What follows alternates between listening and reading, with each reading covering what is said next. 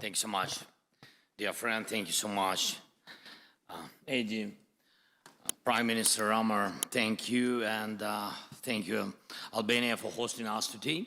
Not just in a beautiful country, but in a country that believes in Europe and stands for its future. Dear friends, thank you all for your support, and I appreciate that we share the same understanding. This war Russia against Ukraine must be ended as soon as possible and in a just way. Ukraine needs peace. Peace in Europe depends on whether Ukraine will get it. All of you know that this week we had a real chance to take important steps toward ending this war, if only Putin had not been afraid to come to Turkey. I was in Ankara yesterday, and thanks for participation and hosting us, President Erdogan.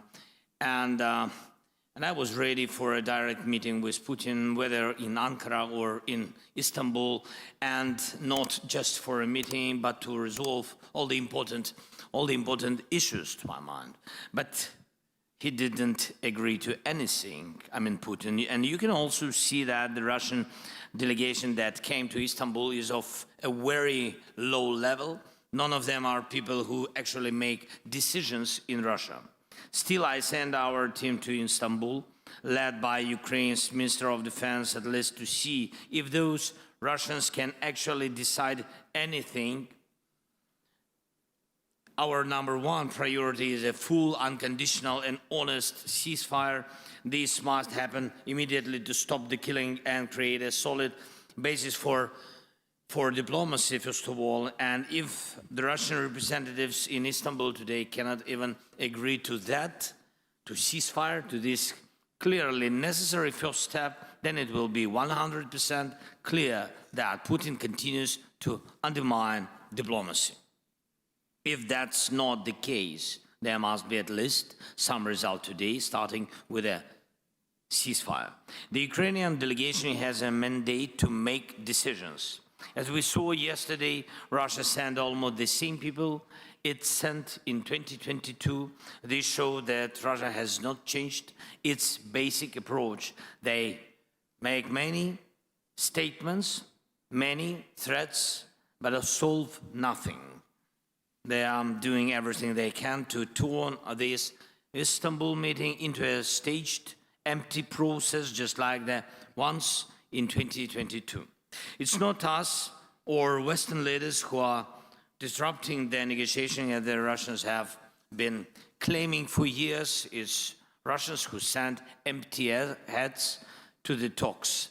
And that's what destroys the meaning of diplomacy. So if it turns out that the Russian delegation really is just theatrical and can't deliver any results today, the world must respond. There needs to be a strong reaction, including sanctions against Russia's energy sector and banks. Pressure must continue to rise until real progress is made. Ukraine is ready to take all realistic steps to end this war. I call on Putin to give his delegation real authority, and we need a full stop to the killing, long enough to give diplomacy a real chance.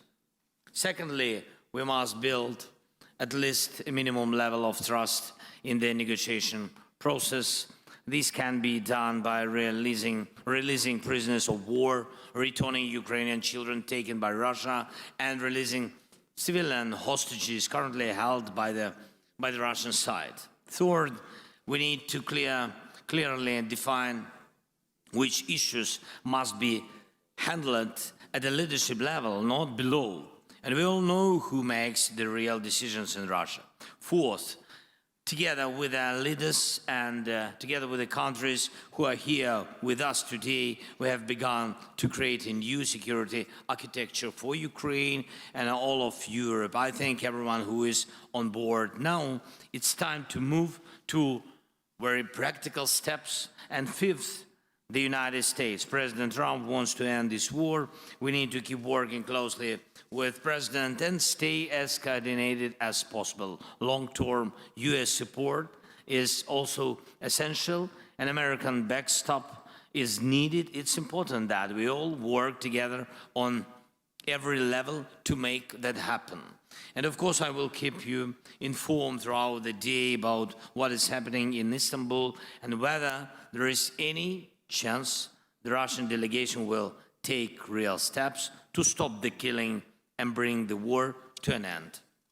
Thank you, Eddie, again for the invitation.